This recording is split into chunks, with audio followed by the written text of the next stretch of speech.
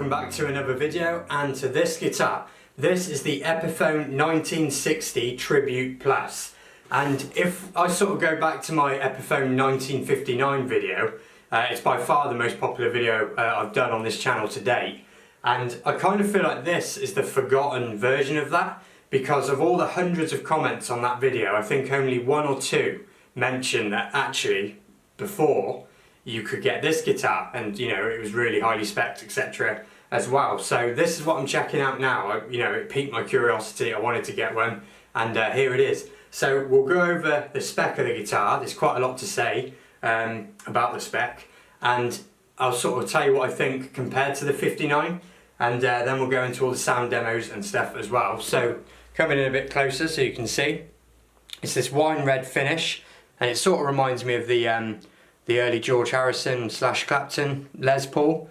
I'm sure some of you will know more about that than me, but it's that sort of colour. I'll just show you the neck just there as well. Rosewood fingerboard, which is a plus over the 59 straight off the bat. And you get these lock-in Grover tuners, but they lock from the front. Hopefully the camera's seeing that. Rather than the buttons you sometimes get on the Grovers on the back.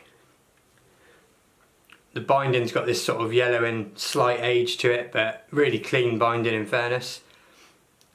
And I'll just show you the back here as well. So condition wise, very, very clean guitar. You do have coil splits on the tone controls for bridge and neck, and we'll talk more about that in a bit. And the pickups are the Gibson Classic 57 neck and bridge. Other sort of specky stuff, you do get a switchcraft switch, better quality pots, the lock tone tune-o-matic bridge, and yeah, that's pretty much it in terms of its overall spec. The neck carve as well, like I've been vocal about how much I severely do not like a lot of the Epiphone neck carves from this sort of time.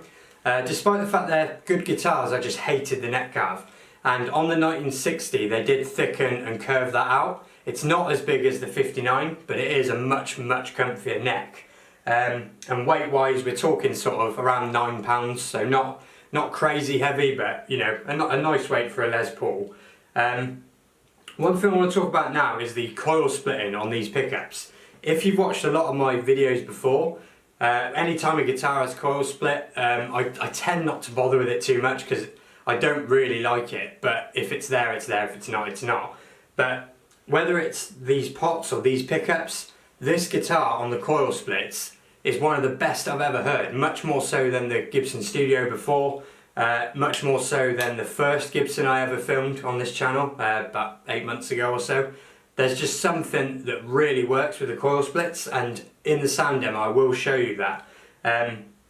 It's a seriously impressive guitar, and those that told me to check one out were dead right. And if you haven't come across one of these, but you're sort of, you know, you're looking at the 59s and stuff, absolutely consider one of these. I think they did 3 finishes. This one, a soupy cherry one, which I'm not keen on, and a tobacco burst as well. So, you know, I just think that it's, like I said, it's the forgotten Epiphone. I utterly forgot that this was a thing, and I'm massively impressed with it. Do I prefer it to the 59?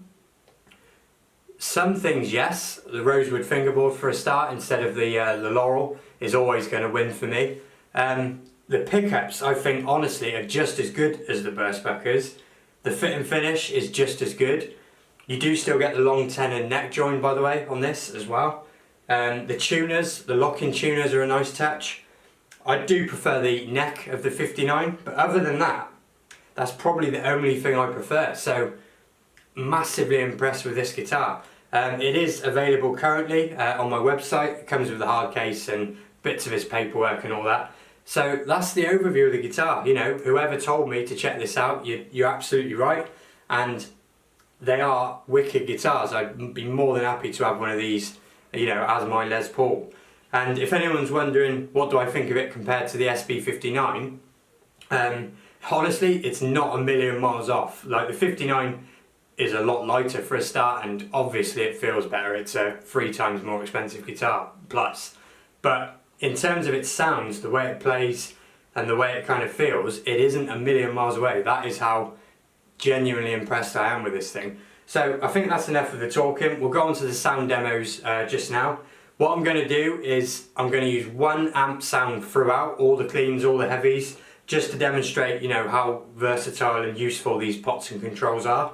And this time I will go through the coil splitting, because like I said, it works really, really well. So there we go then, 1960 Tribute Plus, massive thumbs up from me. If you've got one, you know, you'll probably know already that, yeah, it's the sleeper Epiphone of the older ones, I should say. So thanks for watching, and I'll see you next time for another video.